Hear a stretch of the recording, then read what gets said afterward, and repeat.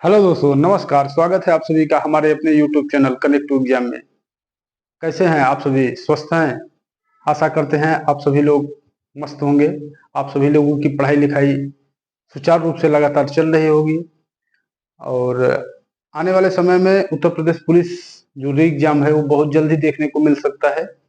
इसलिए मैं आप सभी को हिंदी के अंतर्गत हिंदी के अंतर्गत जितनी भी क्लासें मैंने ली, आप सभी उनको देखें। इससे जरूर आपको फायदा होगा। आज ये हमारी 13वीं क्लास है। इससे पहले मैंने 12 क्लास ले ली है और 12 क्लास के अंतर्गत मैंने आप सभी को हिंदी भाषा का इतिहास और हिंदी के अंतर्गत वर्णमाला, वर्णमाला में स्वर व्यंजन, फिर उसके बाद विसर्ग संधि को भी पढ़ाया मैंने। संधि के अंतर्गत स्वर संधि, व्यंजन संधि और विसर्ग संधि को पढ़ाया। और संधि से संबंधित जितने भी महत्वपूर्ण प्रश्न परीक्षा में बार बार पूछे जाते हैं उनको भी मैंने देखा। और अगर आप लोग न देखे हो तो उसे जरूर देखें और ये जरूर आपको लाभ होगा उससे। आइए, आज 13वीं क्लास ये हमारी रहेगी और इसके अंतर्गत मैं आप सभी को प्रत्यय एवं उपसर्ग को पढ़ाऊंगा। प्रत्यय एवं उपसर्ग को पढ़ाऊंगा। आइए प्रत्यय को देखते हैं। प्रत्यय शब्द की अगर हम बात करते हैं तो प्रत्यय को इंग्लिश में सफिक्सेस कहते हैं। क्या कहते हैं? सफिक्सेस कहते हैं। और इसका अगर हम संधि विच्छेद करते हैं तो ये प्रति प्लस अय से मिलकर बना है। प्रति प्लस अय, प्रति प्लस अय यानी ये किस संधि में जा रहा है? ई और अ मिलके क्या बना रहा है? यह, यानी ये यण स्वर संधि में जाएगा। यानी प्रत्यय का अगर हम संधि विच्छेद करते हैं तो ये यण स्वर संधि का उदाहरण है। तो जिसमें प्रति का अर्थ होता है साथ में। प्रति का अर्थ क्या होता है? साथ में किंतु बाद में। प्रति का अर्थ होता है साथ में किंतु बाद में। और अय का अर्थ होता है चलने वाला, यानी एक ऐसा शब्दांश जो किसी शब्द के साथ में चले लेकिन बाद में चले, पीछे चले। इसका मतलब क्या होता है? पीछे चले। यानी प्रत्यय शब्द का अर्थ होता है पीछे चलना। प्रत्यय शब्द का अर्थ क्या होता है? पीछे चलना। जो शब्दांश के अंत में जुड़कर उनके अर्थ में विशेषता या परिवर्तन ला देते हैं वे प्रत्यय कहलाते हैं। यानी जो शब्दांश किसी शब्द के अंत में जुड़कर उनके अर्थ में एक विशेषता या एक नया परिवर्तन ला देते हैं उसे क्या कहते हैं? प्रत्यय कहते हैं। प्रत्ययों का अपना कुछ भी अर्थ नहीं होता। प्रत्ययों का अपना कुछ भी अर्थ नहीं होता और न ही ये कहीं पर स्वतंत्र रूप से प्रयोग किए जाते हैं। प्रत्यय का अपना कुछ अर्थ नहीं होता और न ही ये स्वतंत्र रूप से प्रयोग किए जाते हैं। जैसे अगर हम दयालु की बात करते हैं तो दयालु में जो कौन सा प्रत्यय लगा है? आलू प्रत्यय। कौन सा प्रत्यय लगा है? आलू प्रत्यय। यानी दया मूल शब्द है और दया में जब आलू शब्द जोड़ देंगे तो ये दयालु हो जाएगा। तो आलू शब्द इसका कोई अर्थ नहीं है। और अगर हम आलू देखते हैं, जो पोटैटो होता है वो आलू होता है, उसमें बड़ी होती है, लेकिन ये आलू है तो आलू का कोई अपना अर्थ नहीं है और न ही ये स्वतंत्र रूप से कहीं प्रयोग किए जाएंगे। लेकिन जब किसी शब्द के अंत में अगर हम लगा देंगे इसको तो ये क्या? दया से दयालु हो जाएगा। दया से दयालु। प्रत्यय के दो भेद होते हैं। प्रत्यय के दो भेद होते हैं। एक कृत प्रत्यय होता है, दूसरा तद्धित प्रत्यय होता है। एक कृत प्रत्यय और दूसरा तद्धित प्रत्यय। कृत प्रत्यय किसे कहेंगे? यानी वे प्रत्यय जो क्रिया की मूल रूप, क्रिया का जो मूल रूप होता है, यानी क्रिया की जो धातु होती है उसमें जो जुड़ते हैं। यानी ऐसे प्रत्यय जो किसी क्रिया के मूल धातु में या मूल रूप में जोड़े जाते हैं वो कृत प्रत्यय कहलाते हैं। और कृत प्रत्यय से बने शब्द कृदंत शब्द कहलाते हैं। कृत प्रत्यय से बने शब्द को क्या कहते हैं? कृदंत शब्द। यानी कृदंत शब्द का निर्माण कैसे होगा? कृत प्रत्यय से के मिलने से। कृत प्रत्यय से जो भी शब्द बनेगा वो कृदंत शब्द होगा। जैसे लिख में जब अक जोड़ते हैं तो क्या हो जाता है? लेखक हो जाता है। ये क्या हो रहा है? लेखक। ये इसका संधि विच्छेद नहीं है, ये अक जो है प्रत्यय है। अब ऐसा नहीं है कि लेखक का संधि विच्छेद करना है। तो लिख में जब अक जोड़ते हैं तो लेखक बन जाता है। और यहाँ पे ये क्रिया का मूल रूप लिख है। क्रिया का मूल रूप क्या है? लिख है। लिख में जब हम अक प्रत्यय जोड़ देते हैं तो ये लेखक हो जाता है। क्योंकि लिख क्या है? क्रिया है। लिख क्या है? क्रिया है। तो क्रिया में और ये प्रत्यय लगा, अक प्रत्यय लगा तो ये क्रिया में लगा, इसलिए ये कृत प्रत्यय हुआ। और इससे जो बना शब्द वो कृदंत हो गया। उससे जो बना शब्द वो क्या हो गया? कृदंत हो गया। तो इसलिए अक प्रत्यय कैसा होगा? कृत प्रत्यय होगा। जबकि दूसरा तद्धित प्रत्यय जो होता है, तद्धित प्रत्यय वे प्रत्यय जो क्रिया को छोड़कर अन्य शब्द मतलब कौन कौन से? संज्ञा, सर्वनाम, विशेषण व अव्यय में जुड़ते हैं उसे तद्धित प्रत्यय कहते हैं। उसे क्या कहेंगे? तद्धित प्रत्यय। और तद्धित प्रत्यय से निर्मित जो शब्द होगा वो तद्धितांत शब्द कहलाएगा। क्या कहलाएगा? तद्धितांत शब्द। तद्धित प्रत्यय से निर्मित जो शब्द होगा तद्धितांत शब्द कहलाएगा। जैसे अगर हम सेठानी की बात करते हैं तो सेठानी शब्द तद्धितांत शब्द है। क्यों? क्योंकि सेठ शब्द जो है ये क्या है? क्रिया से अलग है। क्रिया से अलग यानी संज्ञा, सर्वनाम, विशेषण व अव्यय। तो इसमें क्या हो रहा है? इसमें एक प्रत्यय जोड़ रहे हैं, आनी। आनी प्रत्यय जोड़ रहे हैं जो कि तद्धित प्रत्यय है। तो जब सेठ में आनी जोड़ेंगे तो सेठानी हो जाएगा और ये कैसा शब्द बन जाएगा? तद्धितांत शब्द बन जाएगा। कैसा शब्द बन जाएगा? तद्धितांत शब्द। आइए और कुछ महत्वपूर्ण प्रश्नों, कुछ महत्वपूर्ण नियमों को देखते हैं इनसे संबंधित। आइए अब हम देखते हैं इनसे संबंधित, प्रत्यय से संबंधित कुछ महत्वपूर्ण नियम। यानी कृत प्रत्यय और तद्धित प्रत्यय में जो मूल अंतर होता है, कृत प्रत्यय और तद्धित प्रत्यय में जो मूल अंतर होता है वह यह होता है कि कृत प्रत्यय धातुओं में लगते हैं, कृत प्रत्यय धातुओं में, और जबकि तद्धित प्रत्यय क्या होते हैं? धातु भिन्न शब्दों में लगते हैं। कृत प्रत्यय जो लगते हैं वो किसी भी शब्द की क्रिया में लगते हैं, यानी उसके मूल रूप या मूल धातु में लगते हैं, जबकि तद्धित प्रत्यय जो है ये धातु भिन्न शब्दों में लगते हैं। प्रश्न कैसे पूछेगा? प्रश्न पूछेगा कि कृत प्रत्यय का निर्माण होता है धातुओं से, धातु भिन्न शब्दों से, या धातुओं प्लस धातु भिन्न दोनों से, या इनमें से कोई नहीं। तो कृत प्रत्यय का निर्माण कैसे होता है? धातुओं से। और जबकि तद्धित प्रत्यय का निर्माण धातु भिन्न शब्दों से, यानी संज्ञा से, विशेषण से, सर्वनाम से, इन शब्द से, संज्ञा, सर्वनाम और अव्यय से तद्धित प्रत्यय का निर्माण होता है। अच्छा, दोनों प्रत्ययों में समानता क्या है? दोनों प्रत्ययों में यानी कृत प्रत्यय और तद्धित प्रत्यय में समानता क्या होती है? दोनों प्रकार के प्रत्ययों से बनने वाले जो शब्द होते हैं वो क्या बनेंगे? वो या तो संज्ञा बनेंगे, वो या तो संज्ञा बनेंगे या फिर विशेषण होते हैं। जैसे अगर देखते हैं, जैसे घबराहट में देखते हैं, घबराहट में तो घबरा जो शब्द है, घबराना, घबराना क्या है? क्रिया है। घबराना क्या है? घबराना क्रिया होती है। इसमें कौन सा प्रत्यय है? आहट प्रत्यय है। कौन सा? यानी वो दे देगा, शब्द दे देगा, घबराहट शब्द में कौन सा प्रत्यय लगा हुआ है? तो घबराहट में आहट प्रत्यय लगा है। घबराहट में कौन सा प्रत्यय लगा है? आहट प्रत्यय। हिंदी के प्राय सभी कृत प्रत्यय एवं तद्धित प्रत्यय, हिंदी के प्राय जो भी प्रत्यय हैं कृत प्रत्यय और तद्धित प्रत्यय। हमने बताया ना कृत प्रत्यय का निर्माण कैसे होता है? कृत प्रत्यय का निर्माण किसी भी शब्द में, किसी भी शब्द की क्रिया में, किसी भी शब्द की क्रिया में जब प्रत्यय लगता है तो उस प्रत्यय को कृत प्रत्यय कहते हैं। और कृत प्रत्यय से जो बनता है शब्द उसे कृदंत शब्द कहते हैं। और जबकि तद्धित प्रत्यय किसे कहेंगे? यानी तद्धित प्रत्यय उसे कहेंगे जो धातु भिन्न शब्दों में लगेंगे, यानी संज्ञा, सर्वनाम, विशेषण आदि में लगते हैं, वो क्या होते हैं? तद्धित प्रत्यय कहलाते हैं। उनसे निर्मित शब्द तद्धित शब्द होते हैं और तद्धित प्रत्यय से जो बना शब्द होता है वो तद्धितांत शब्द कहलाता है। तद्धित प्रत्यय का यानी कृत प्रत्यय और तद्धित प्रत्यय, इन दोनों का विकास किससे हुआ है? इन दोनों का विकास भैया संस्कृत के कृत एवं तद्धित प्रत्यय से हुआ है। संस्कृत के यानी हिंदी के जितने भी प्रत्यय हैं, चाहे कृत प्रत्यय हो चाहे तद्धित प्रत्यय हो, इनका विकास किससे हुआ है? संस्कृत के कृत एवं तद्धित प्रत्यय से हुआ है। तीन चीजें हमने बताया कि पहला कि कृत प्रत्यय और तद्धित प्रत्यय में मूल अंतर यह होता है कि कृत प्रत्यय धातुओं में लगते हैं और जबकि तद्धित प्रत्यय धातु भिन्न शब्दों में लगते हैं। दूसरा हमने बताया कि इन दोनों में समानता क्या होती है, यानी कृत प्रत्यय और तद्धित प्रत्यय में समानता ये होती है कि इनसे जो निर्मित शब्द होगा वो या तो संज्ञा होगा या फिर विशेषण होता है।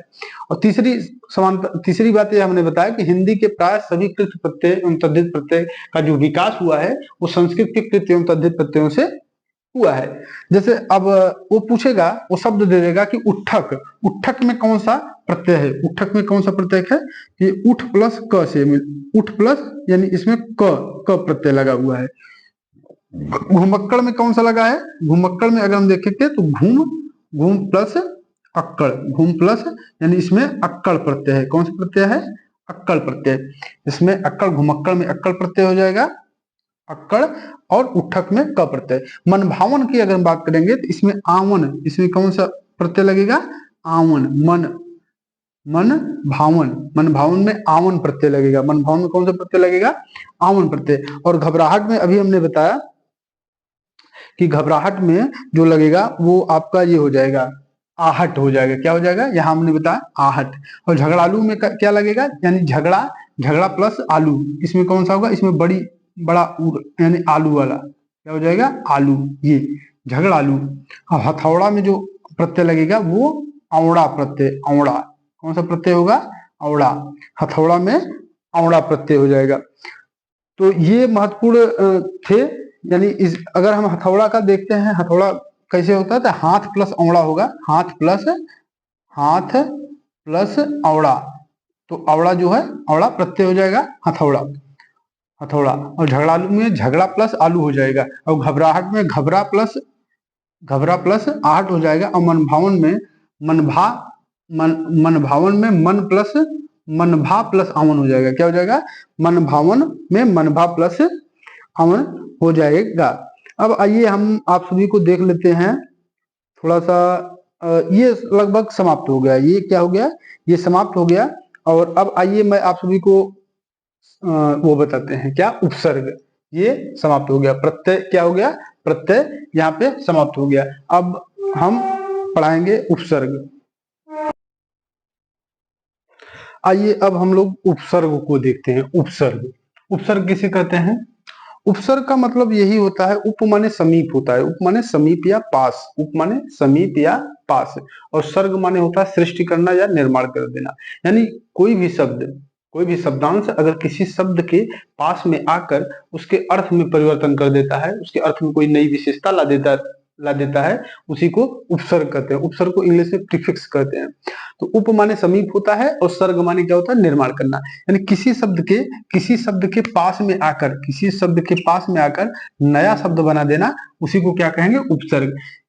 या फिर इसी को ऐसे भी कह सकते हैं, जो शब्दांश के आदि में, शब्दांश के आदि में यानी प्रारंभ में जुड़कर उनके अर्थ में कुछ विशेषता ला दे, वही क्या है, उपसर्ग है।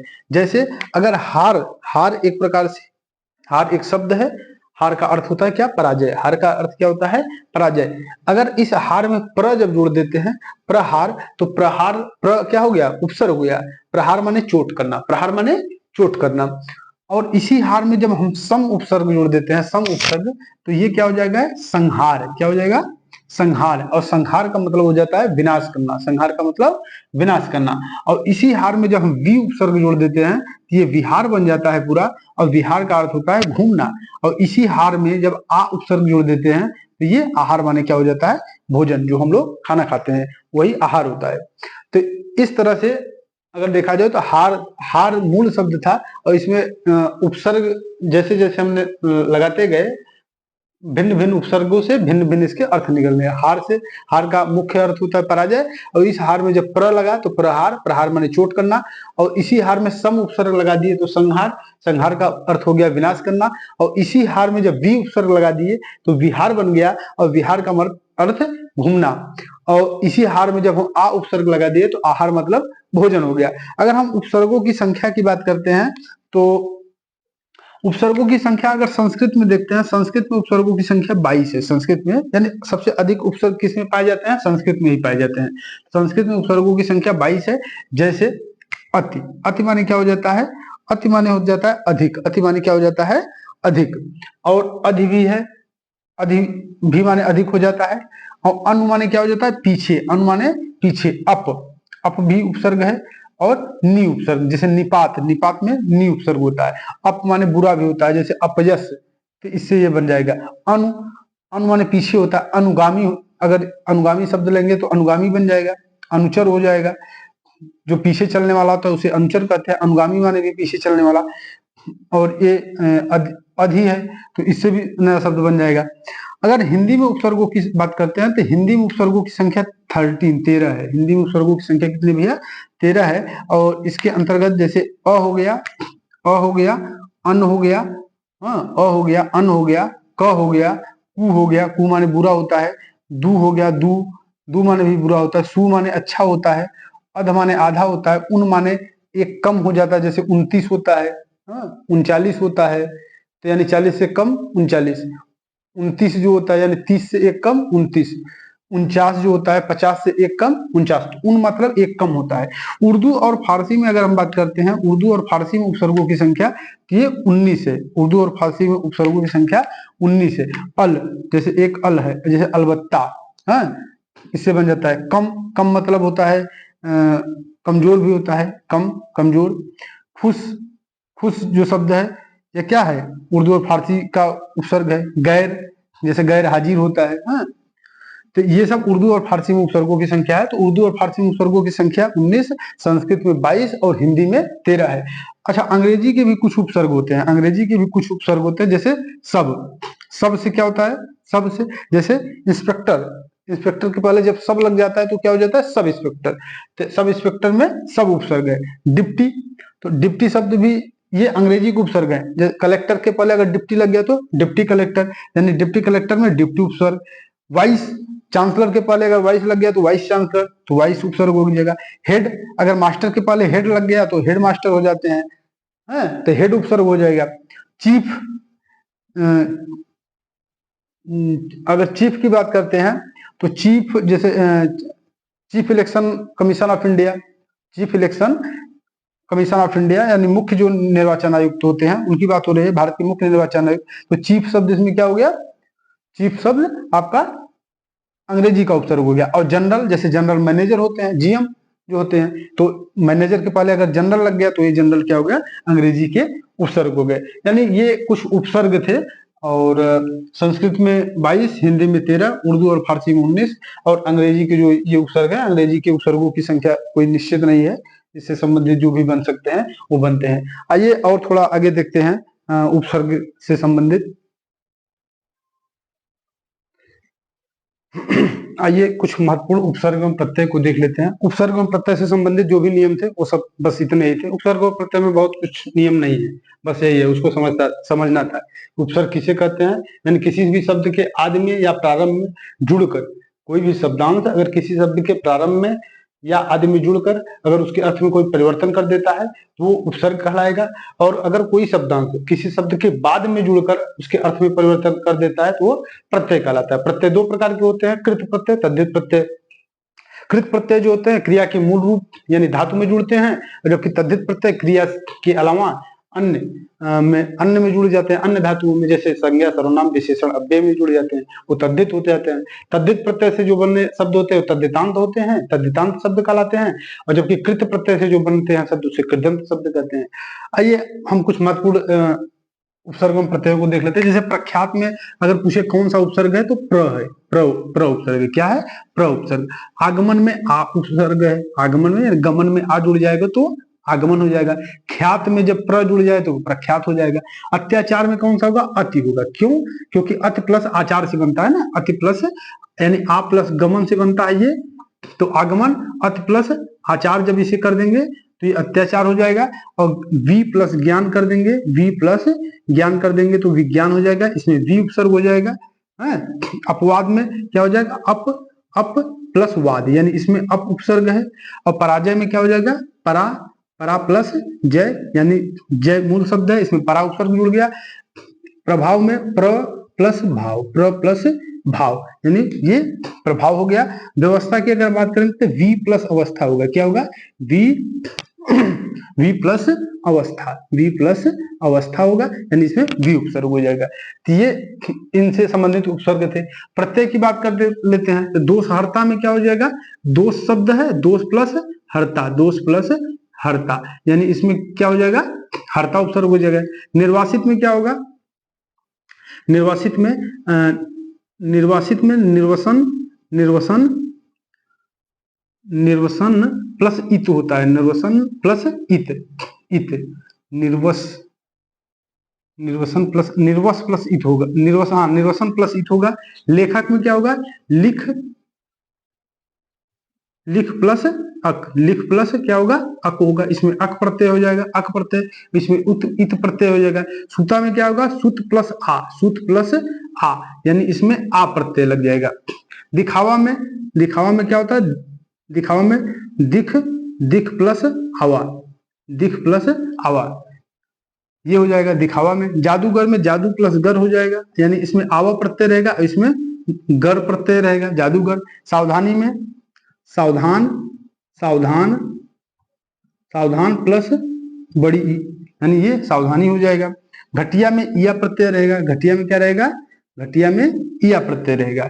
घटिया में कौन सा प्रत्यय रहेगा, या प्रत्यय रहेगा, और बिगड़ैल में ऐल प्रत्यय रहेगा, बिगड़ैल में ऐल प्रत्यय रहेगा। तो ये यही है, बस शब्द से ही आपको पता चल जाएगा। शब्द को अगर ध्यान से देखेंगे कि इस शब्द को कैसे बनाया गया है या इस शब्द में क्या प्रत्यय लगा है, कैसे ये शब्द बना है, उसी से आप पकड़ लेंगे। जैसे दोषहर्ता में हर्ता, निर्वासित में निर्वसन प्लस इत प्रत्यय, लेखक में अक प्रत्यय, सुता में सुत प्लस आ सुता, दिखावा में दिख प्लस आवा आवा प्रत्यय हो जाएगा, जादूगर में जादू प्लस गर, सावधानी में सावधान प्लस ई यानी बड़ी ई सावधानी, घटिया में इया प्रत्यय हो जाएगा, और बिगड़ैल में ऐल प्रत्यय हो जाएगा। प्रख्यात की अगर हम बात करते हैं, ये उपसर्ग है तो ख्यात में जब प्र लगता है तो प्रख्यात हो जाएगा। इसी तरह से आगमन में गमन में अगर आ लग जाता है तो आगमन, और आचार में अगर अति लग जाता है तो अत्याचार हो जाता है, ज्ञान में वी लग जाता है तो विज्ञान हो जाता है, वी उपसर्ग। अपवाद में वाद में अप लग जाएगा तो अप उपसर्ग, पराजय में जय के पहले परा लग जाएगा, परा उपसर्ग पराजय, और प्रभाव में भाव के पहले प्र लग जाएगा तो प्रभाव हो जाएगा, और अवस्था के पहले वी लग जाएगा तो व्यवस्था हो जाएगा। अवस्था के पहले अगर वी लग जाएगा तो व्यवस्था हो जाएगा।